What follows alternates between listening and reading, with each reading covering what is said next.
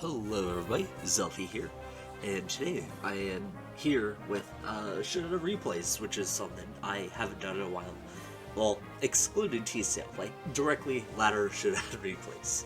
And this is mostly just because I was in the mood to play some regular ass, like, Pokemon SHREDS ladder. I've been playing a lot of TCL, I've been playing a lot of ROM packs. It's just been a while that I've, like, actually played a tier. Outside of, like, OU, I was, like, trying to do some suspect tests and stuff, but, like, OU just, like, felt, I don't know, it wasn't appealing to me, so I went back down to UU, because that was a tier I was enjoying, prior to Crown Tundra. I wanted to check it out, and I saw that Salamence was, an up-and-coming, like, top dog. It scores well for anomaly against the tier, and now has flying steps that can help deal with the uprising of grass types. They're there to check like a lot of the powerful mons like Azumarill, Zeraora. Those are some other top mons in the meta, and Salamence is really good at just embodying some of those grass types, as well as just being a phenomenal Dragon Dance user. I mean, we all know what Salamence is going to do, right? I am running a Moxie set, which means I get the stack attack whenever I get a kill. Instead of Intimidate, Intimidate would grant me a lot of setup opportunities, which, you know, came up in some of the replays that we're showing, but I think, like, they both have their trade-off, right? I think Moxie is directly better for this team than Intimidate would be. I think the abilities are not so much as a preference as it is a, like, a team building thing, where Moxie gives you a lot of firepower to come back, and Intimidate allows you to play around with the more balanced structure of a team. I decided to run Toxicity, mostly because I was looking at certain like electric types, and I was like, oh, well, I can run Thundy, but that's overlapping on flying types, and then there's Wash. I'm like, do I really want to throw my bulky water type there? I didn't think so. And then I was looking at Toxicity. I'm like, oh, this is a mod that exists. Just slap a choice specs on it. It helps to check your fairy types, your bulky water types. It does have some overlapping where where Salamence isn't the greatest like rock check or the greatest ground check, and Toxicity doesn't really help with that either. But at the very least, they are overlapping each other, so they'll be able to apply pressure to each other's stuff, and that's always helpful. On top of just having extremely powerful stabs. I believe this mod is actually like NUBL, so like not even RU. Next up we have Jirachi, mandatory steel type for your Salamence, so you don't get ran over by like Primarina or Sylveon or whatever fairy types people are running nowadays. I decided to run a Choice Scarf set with Iron Head and U-Turn. I threw a Fire Punch just because I thought, I saw Scizor was in tier. I'm like, well, it's probably better to have a check for that, right? This is also a primary like Latios switch in, swaps into some poison moves, not all. I just thought it was an okay pick here. Rocky Helmet Tangrowth, once again, helps to check some of those physical waters. I was lacking a solid Azumarill check, as we can see up here. It also helps to just check a lot of physically bulky or physically offensive mons as well. Some examples could be like Tangrowth or Bulu, stuff like that. Like, since my mence isn't Intimidate, it's not really contributing to the team defensively, outside of some like hard reads, so I need the Tangrowth to fill that slot as like my ground check as well. I threw Seismitoad on here. We'll see in the replays that I went with an offensive set at first just because I thought it'd be funnier, but I realized that having a backbone water type really complements the team a lot. It just gives you more of a defensive structure that I can rely on. And me as a player, I really like my defensive structures. If you see my TCL, I pretty much always run like two bulky mons side by side, and that's just because it gives me a lot of ways of maneuvering around the team and granting switch-ins to my not so bulky mons, so you know they can entirely contribute as well. So defensive size would being the wave. I can run Sludge Wave in this last slot too, that helps you deal with Bulu, but I figured with everything else being pretty anti-Bulu as well, I didn't really need it. It would help with the Azumarill because it would stop it from like belly drumming on me with Sludge Wave, but I figured Toxic was fine. It also helps with a lot of annoying defensive mons. I could Toxic a Latios, for example, which could put a dent to my team. finally was Entei. I was looking at mods around in the last slot, and I was honestly surprised to check the viability rankings and not see Entei on there. Especially since in Gen 6, this mod was just an uber dominant threat, and EU at least. I thought it was one of the best mods in the tier. And I can't really say too much about Gen 7, but I feel like it was fine in Gen 7 too. I'm restoring Choice Band here. It gives the team a little bit more priority. And Sacred Fire is really good at whittling down a bunch of checks. It helps to check Steel types again, which is something that I sorely miss from my Salamence here. I was also running Flare Blitz's last slot because Sacred Fire can get PP stalled out with 8 PP. So Bulldoze, I just ran Bulldoze instead. It's more neutral coverage against Seismitoad and Portaler, which isn't really a mod in the tier, but I mean, I ran across it once, so I'm like, okay, I probably want this. Probably better like Stone Edge. I just thought it was better neutral coverage that wasn't like my limited amount of extreme speed. Otherwise, this is the team. I really like it. This is very, very much a me team. And that was an issue I was having this gen, is that I was stealing teams for people, I was just not finding teams that worked for me. So let's just get into some of the matches. The first match is against one of this guy's name, and he is a very, very strange team. It looks like a very hyper-offensive team with some sort of like some defensive backbone here, but it definitely relies a lot more on its offenses here, with like Azelfie, who could be a Suicide Lead, a Zimmerl, who could be Belly Drum Gyarados, which is probably DD, and the Alea, which is with Meteor Herb, or not Meteor Herb, but Power Herb, Meteor Beam, stuff like that. So I found like the overlapping 3 water types, of course, and the defensive backbone to be extremely strange with like this trifecta of mons right here. I guess this quadfecta too, because the Zelf kind of falls into that hyper-offensive category. Here, this is like my first match of the team, so I'm just leading Jirachi. Kind of the basic lead, but you know, it's always nice to have those basic leads where you're just figuring out a team. It allows you to just like dump it right and just into something, even if your opponent plays around it. Like, you can still Yeet out or whatever. It's not the worst position to be in. But he does lead Azelfie here. I'm like, okay, well, I kind of know Zelf's game plan for the most part, so I'm just going to go ahead and Iron Head here. Just try to get the flinch and prevent rocks from coming up. I do get it, and I greedily go for a second Iron Head. I'm like, okay, oh, he could sack as his elf. I'm not going to rate the player since this is kind of low elo, so I just go for Iron Head again, and Tangrowth comes out. Rocky Helmet, of course. And I take this opportunity to go into my own Tangrowth. Mostly because I thought, well, once Sleep Power comes out, what other move I was looking for? Knockoff, stuff like that, right? My own Tangrowth can pretty handily check a lot of that stuff too. But he actually makes a very, very good play here. Something I would have not expected at all, which is the double back into his elf to get his rocks up, which, you know, very, very respectable. I like that play a lot. I might save that for the future. And I just go ahead, knock it out, of course. Now the Lego comes in, and I'm like, okay, it could either click a Sludge Wave here, and I don't think it has any other moves to touch me with, if I recall. I don't think it has any other coverage, and this is just off the top of my head, right? It could have Earth Power for all I know. So I'm like, okay, Poison Move, or you waste your Meteor Beam, and Meteor Beam comes out. I'm like, oh, cool. So that's also a problem. I just go for the Iron Head, just simply because I can't risk this.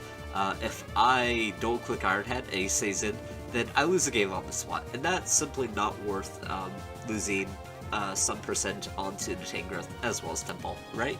So he stays in with the Lego. I'm like, oh, okay. And here, this is another situation where I just like, this is much more different from the Neolego, where I can afford to sack my Jirachi and, you know, have the rest of my team handle Belly Drum and Zimmerl, but I'd still like to prevent the Belly Drum as a whole, because my Tangrowth would take a huge chunk from it. And during this match, I was still Swift Swim Seismitoad.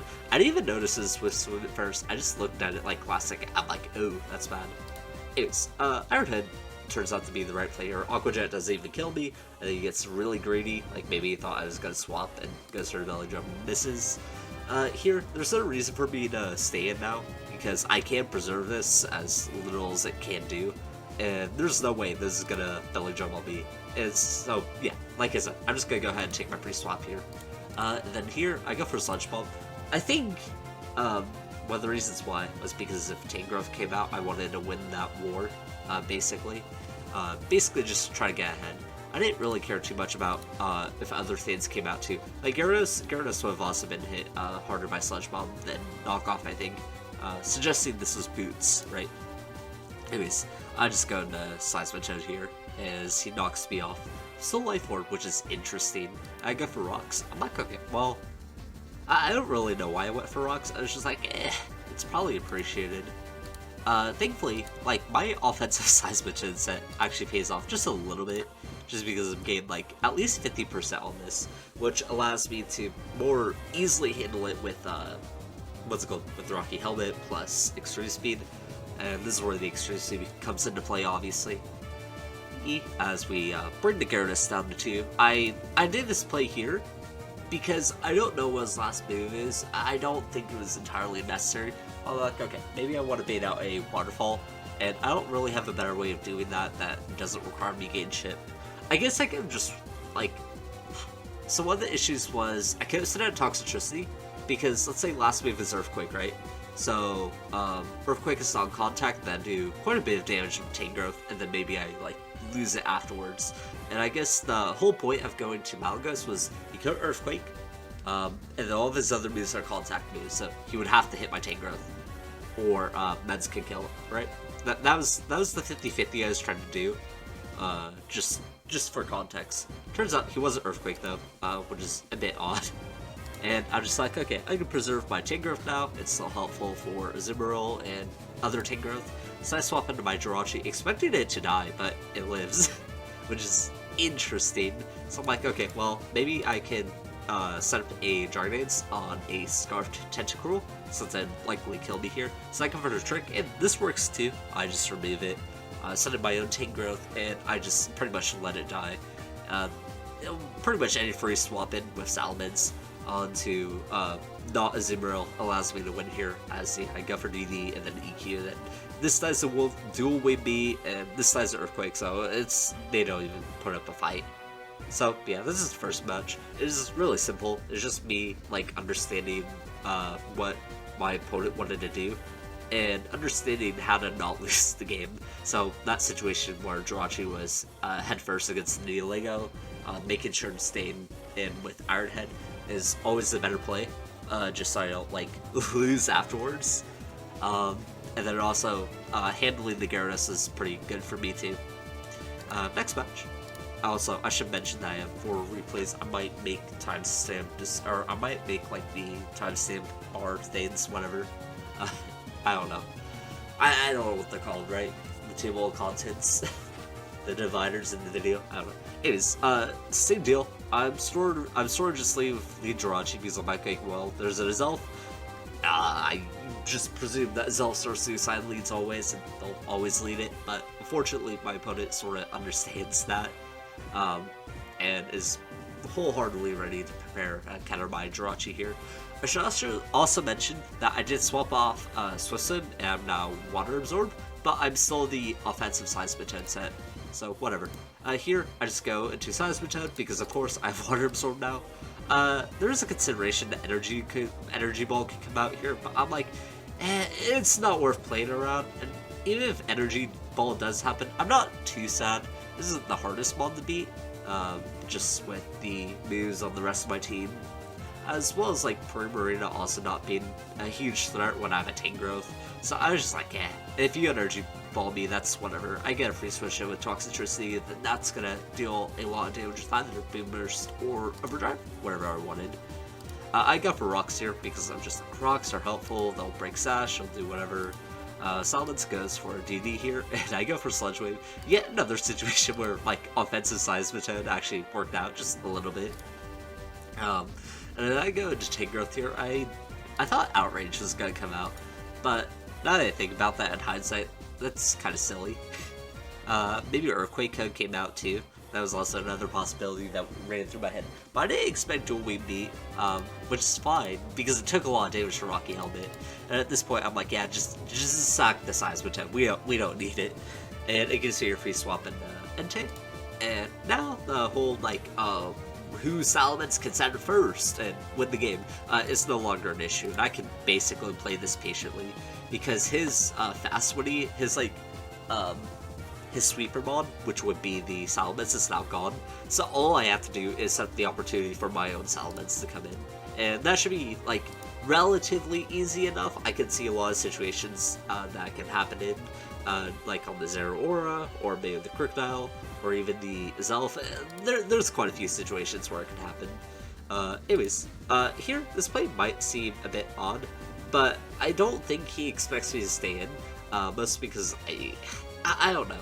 And the reason why I stay in is wholeheartedly because I predicted this, right? I knew he was going to go for like Stone Edge or Knockoff or something here. I was more so expecting Knockoff, but I suppose he went for Stone Edge just so he didn't lose tempo against Mence, which he is almost in the range of losing to. He still has a Permarina, which I needed to watch out for. So yeah, that happens. He goes for Stone Edge.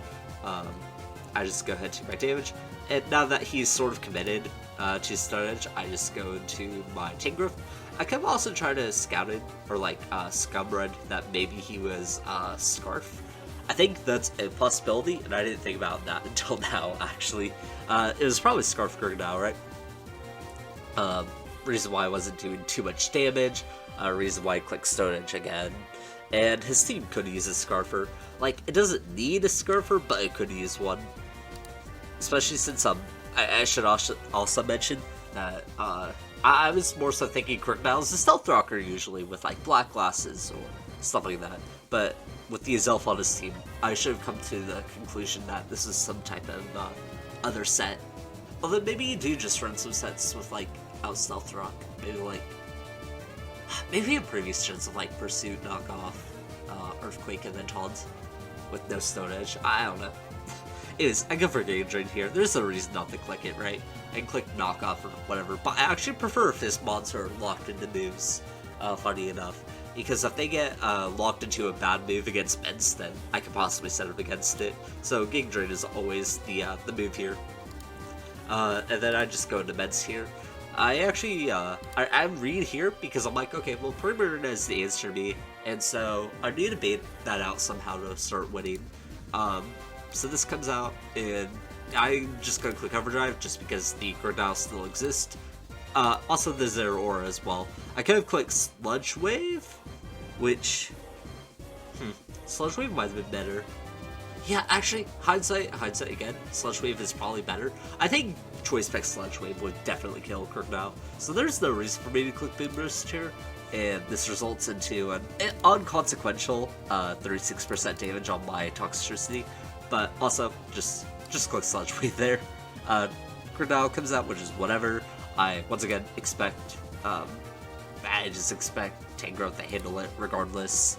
And I go for Sleep Powder here. I kind of thought Azelfie would come out, and I was trying to create, I was getting angsty, I wanted to set Powder 2 Malagos here. He goes for Knockoff, and I feel like I could have just lost my Mence here in most situations, had this been, like, Explosion. But no, he goes for, what's it called, Encore here, which I found to be odd. Maybe he thought I'd get greedy, which is fair, because if I got greedy, I would have lost there, but at this point, I just take the loss. In most cases, I would have lost my Salamence there regardless, so it didn't really bother me that I had swap out. I was just like, oh, I still have my Mence? Cool. Oh, crap. I didn't mean to do that. Yikes.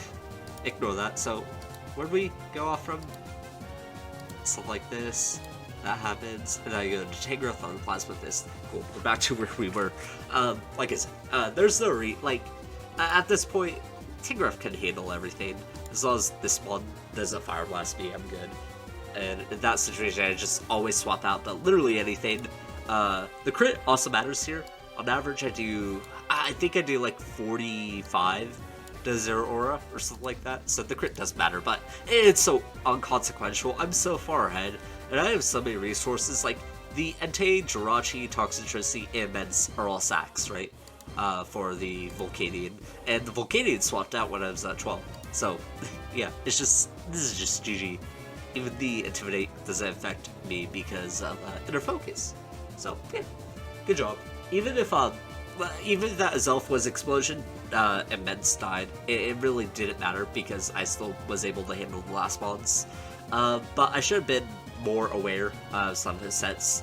I thought that Toxicity outplay was also pretty good, but I also flubbed it up by trying to be too safe and clicking Boom Burst, of what I could have just easily clicked Sludge Wave too.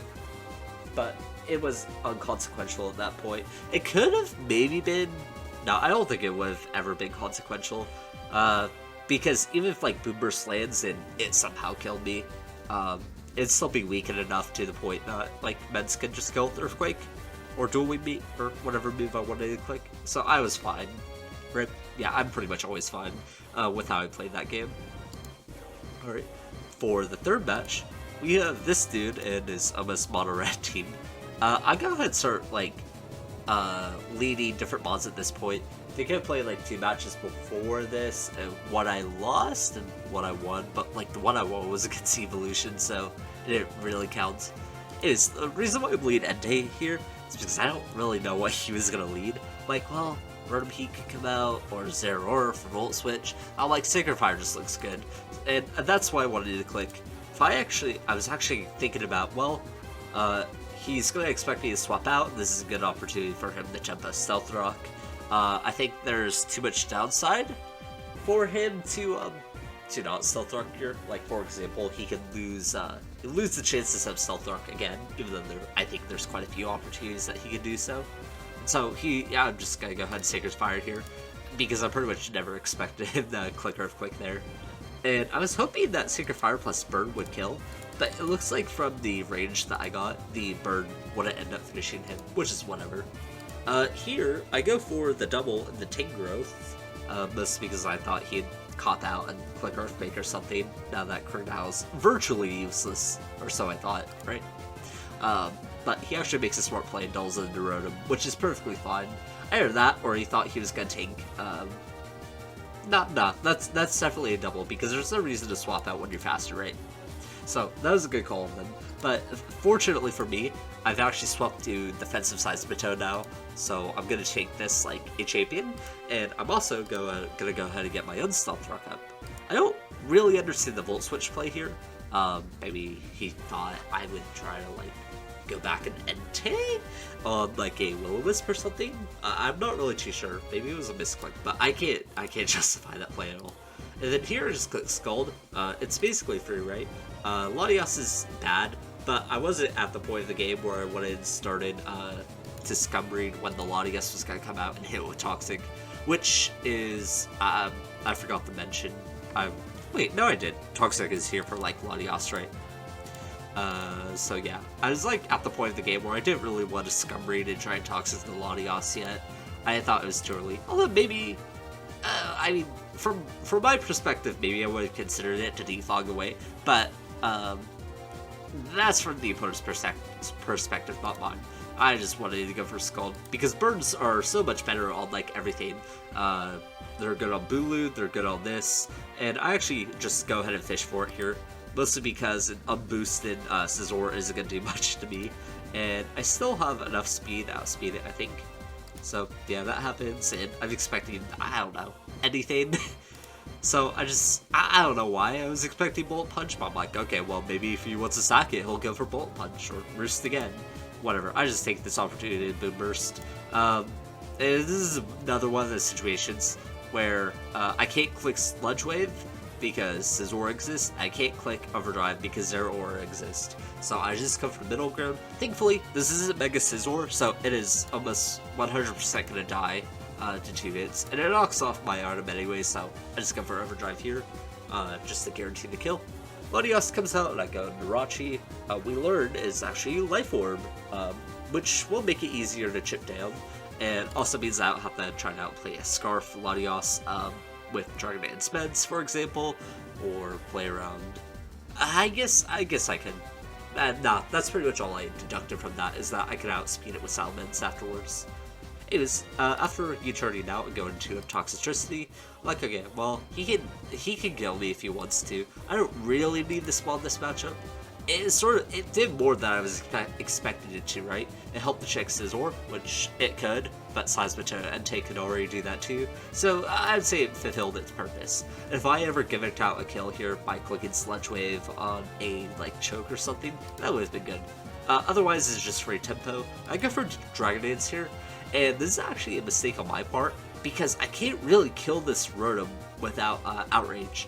And if I go for Outrage, then Bulu just comes in afterwards and could possibly be a Choice Band and Stone Edge to my face.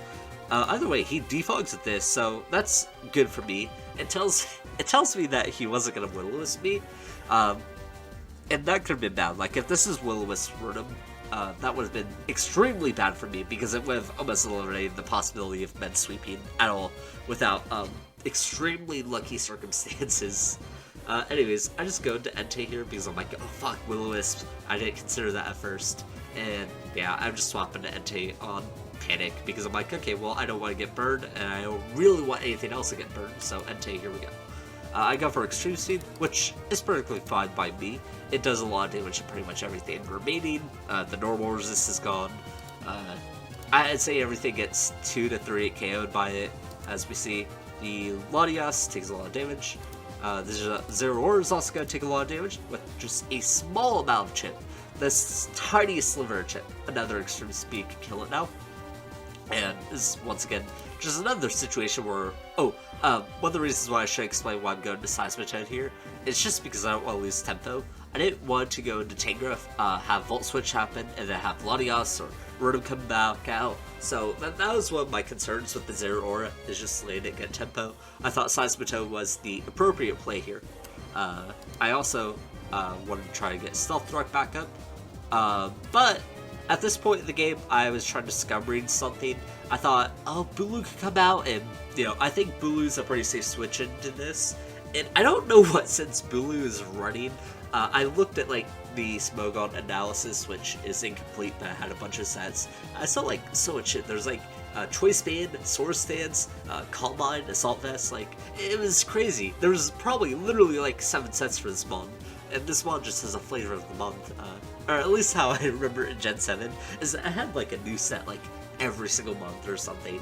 Something crazy like that. So I thought, like, okay, if this is like a defensive set, maybe Subseed or some Calm Mind, something like that, I want the Toxic on it, because it means I can't stand the entire time. Even though my entire team pretty much handles it right. I was just that paranoid, I guess. So yeah, I go into Tangrowth here, because there's no way it can, like, really touch me. And this is also good for chip damage. Once this Bulu is gone, then I am in Outrage Central, and that is exactly what I want to win this game with. Or it's a possible win con, right? If Mega Form comes out, whatever, it does a lot of damage, I just pretty much knock it off from maybe its Life Orb. Yeah, and there's nothing else to really be said at this point. I go into Mets just to, like, take the hit. Because I know it can, is no boost the items, it's not really going to do much, and because the Fairy Weave doesn't exist, and I don't believe it would ever click Stone Edge, like, Mets is pretty much the right play there. Once again, going into Seismitoad to prevent Volt Switch shenanigans, and I just Scald here. I didn't want the Krigdile to come in and get a free swap in. Latias is almost dead anyways. It's just like, at this point, I'm so far ahead in the lead that it doesn't really matter. I go for Rachi, as it hasn't revealed anything besides the stabs. Fortunately, I get crit here, which is a bit tragic, but it doesn't matter too much. What could have happened is Jirachi U-turns on a Rotom, and then I go back to Toad, and I click Scald, and then something probably dies. It's like Latias either dies, or what am I trying to say? Either Latias gets scalded, and then Revenge kills me, and then kills itself in the process, or Zeraora gets hit hard enough that it would die to Extreme Speed, or Rotom just takes a shit ton of damage. Like, at that point, it didn't really matter. It would have been an okay situation for me, but I still have plenty of mods left to work around here. And there's no reason for me to click Earth Power as well. No reason for me to not click Earth Power, but I'm just like, okay, well, I'll just click Scald. It'll end the game faster if he swaps into Rotom, and Rotom's not going to touch me at all. And shoutouts to defensive Seismitoad picking up the W here. It really kind of carried this match. It did a whole lot. It got rid of the Scizor, it got rid of the Zeraora, it could have killed the Latios too. Oh my god. I didn't even realize, but Seismitoad like just straight up carried this match. It's crazy. Anyways, I got my last match here. This is actually one of the best fun matches that I've had, basically on the ladder, I guess. I don't know, this match was fucking crazy in how hard we, like, sweated. Here, I thought he was gonna lead, top Bulu. Don't tell me why, it was just like a hunch, and it was a good call. So I go for Sacred Fire, because I want the chip on the Seismitoad. One of the good things about Entei's Sacred Fire is that Entei is really good at weakening down its own checks. And of course, I get the burn here because I'm just not good at winning coin flips. And so this, even though the grassy terrain is up, it's still really nice for moving damage on the field. And I go for a, I guess, ballsy move with the Toxicity here. One of my issues here is that he has a very strong defensive core of Seismitoad and Celesteela, and this prevents me of clicking both my stabs. So I have to like try to outread my opponent every single time that I want to use Toxicity. It's either I click Boom Burst on the Toad, I click Overdrive here, or like on most other things I have to click Sludge Wave. Like well, I don't have to click Sludge Wave, but I really want to click Overdrive, and Seismitoad stopped me from doing that. So, you know, this comes out, and I go with the, do I want to stay in? Oh, by the way, I should talk about this play right here, why I swap into Toxic. It's just like, yeah, Tangrowth is pretty obvious, so I never expected a ground move to come out. I would have expected a water move to come out if they wanted to go for some type of play, but yeah, I never expected, like, Earth Power, Earthquake to come out here. I go for Boom Burst, which is a shame, because I was so close to clicking Overdrive, but it was turn 3. I didn't want to overcommit to a play and then lose a potentially really important mod in this matchup. So I just go into Toad here. I don't really have a good reason why. It's just it resisted the offensive moves, and now I can get Rocks up. Rocks are pretty nice for helping me get chip damage on the Toad and the Celesteela. It helps me break them faster. The Bulu comes out right here again. So I just go to Entei, I think. And this is a good swap from them, but I'm honestly, this is like whatever. So I just go to Tangrowth again, and they get their own Stealth Rock up. So their play got them Stealth Rocks, which is perfectly fine. So we're doing a lot of doubles here. We're basically just trying to get like one single opportunity to break through our course. That's what's really holding us back from moving forward, is just how strong our defensive cores are and how good our punish tools are. I would say my punish tools are way better. I have Trick Jirachi to dismantle like a Pokemon that really wants to be able to swap its moves. And I have like Entei, who's going to be really good at spreading damage, as well as Toxicity. And then we both have a Salamence, but honestly, I don't see either of our Salamences doing too much. His Salamence is definitely scarier than mine. Anyways, we're just kind of playing this game of cat and mouse here. You guys for Flamethrower here, and you guys for Protect. And this is also where I learned that this is going to be much harder than I thought it was, because I'm no longer reading 50-50s. I'm only getting the 50-50s on the Seismitoad, and I guess the Jirachi technically. So this sucks. I go for the Overdrive again, just in case my opponent was that type of person. I honestly don't lose much from playing Seismitoad, which is why I go for this play. Like, sure, Tangrowth gets Toxic, but with how broken Regenerator is and how bulky this mod is, like, I'm not really scared of the Toxic damage. So going for that chance to actually just straight up kill the Celesteela is very low risk. Even if it means that my Tangrowth gets Toxic, because like I said, it really does not care. Here, I end up in this situation after some doubles, and I go for a Sludge Wave, so I'm just missing all of these. I'm like, okay, maybe it wants to stand, or if Seismitoad comes in, then I'm gonna do a lot of damage. Boom Burst is also still a fair play. It'll bring this down to a low amount, not a critical amount, but like I can bring it down to 40, which would be pretty nice. Unfortunately, I don't, and this happens, and we just swap around. Here I go into Tangrowth, just in case the Bulu wants to do anything, and it gets a crit there, which actually puts me scarily close to like dying to Mega Horn plus Toxic, but it's just whatever. I go for a Sludge Bomb just to remove it, and cool, that's one bomb down, and Grassy Terrain gone. And Grassy Terrain is actually significant, because it means the Seismitoad can no longer heal HP without a Celestial HC. And that's just pretty good, because it means my Entei, like I said earlier, Entei is really good at whittling down its own checks. So every time that I want to click Sacred Fire, and Seismitoad has to come in, it's going to take that. And it can only take it, like, maybe once, right? Anyways, I go for... What do I go for? I either click Sleep Pattern or Sludge Bomb. I want to say that I'm the type of person going for Sludge Bomb here, just because I know the residual damage from Extreme Speed plus Rocky Helmet can maybe take it out. And I feel like I don't need this mod with the Bulu gone anymore.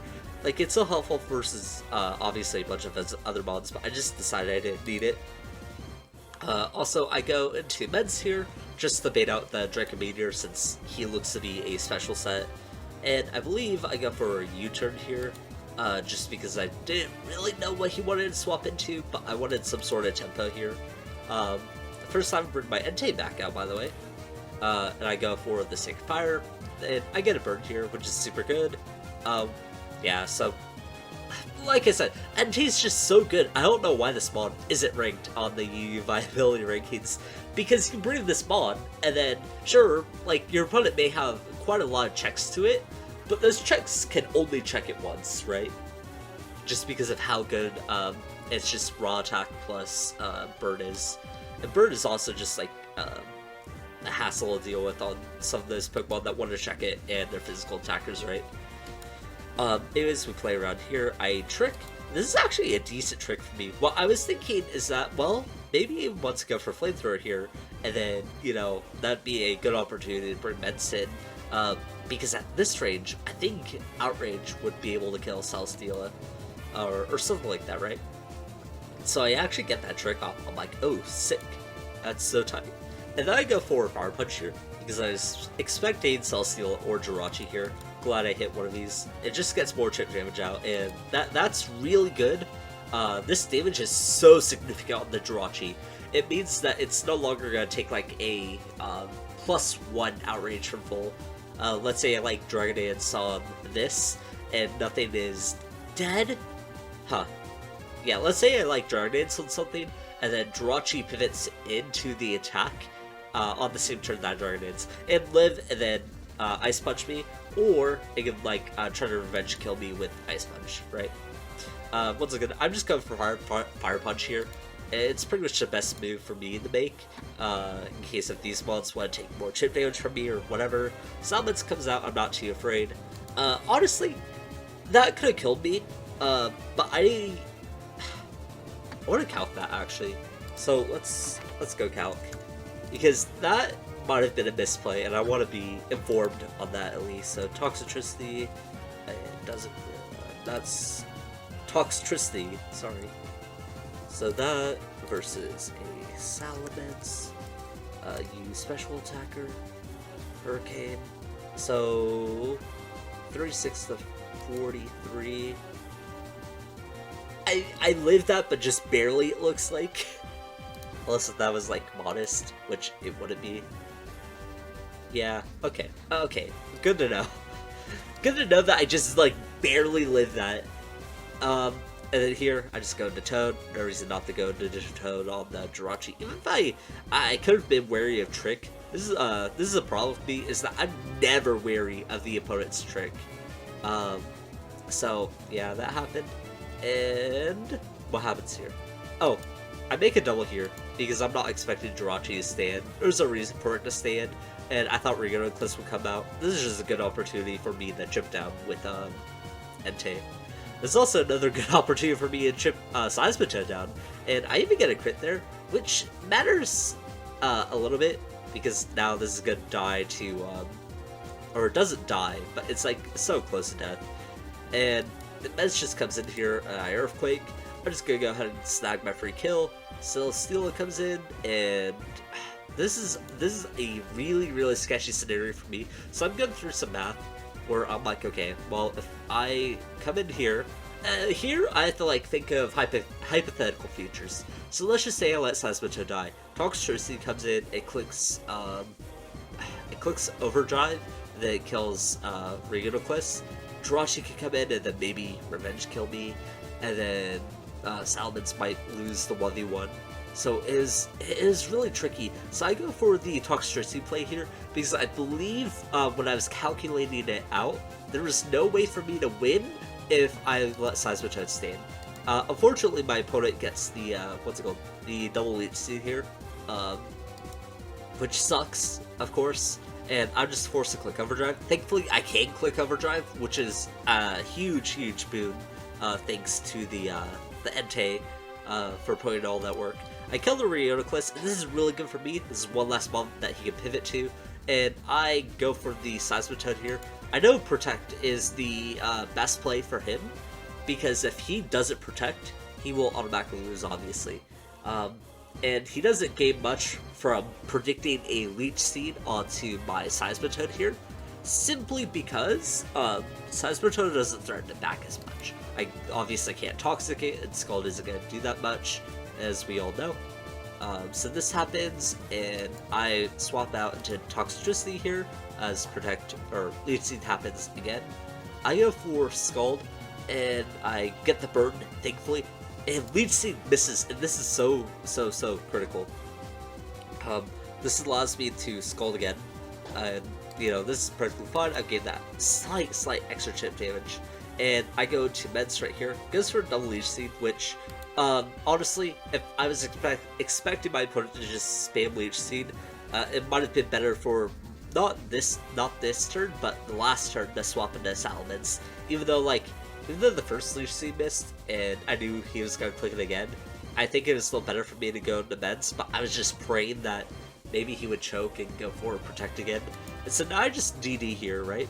DD on the Protect. He could have clicked a different move, possibly Heavy Slam, and that could have done some damage or something. It might have been enough. No, he's burned. Never mind. Thanks to the burn, I don't think Heavy Slam plus residual Leech Seed damage would have been enough to end me. So yeah, I'm still fine here. I click Outrage, kill it, because Salamence is a beast, and I could either lose the speed tie or win the speed tie. But either way, I lose the speed tie, and Seismitoad just comes out, and it's gonna live the hit because it's defensively bulky and air power it. And this match was very crazy. A lot of, having to find the right way to get in against our defensive cores. And to that last minute, I was outplaying his defensive core and figuring out my ways out. And I think I'm really bad in these situations where I choke. So I thought this game was a great example of me learning to not sack everything and learning what lines I need to make in order to win the match. And so yeah, I hope you guys had fun sticking around for this almost 50-minute live. Jeez. The team will be in the description, and yeah, this is a lot of fun, so I'll see you guys later. Peace.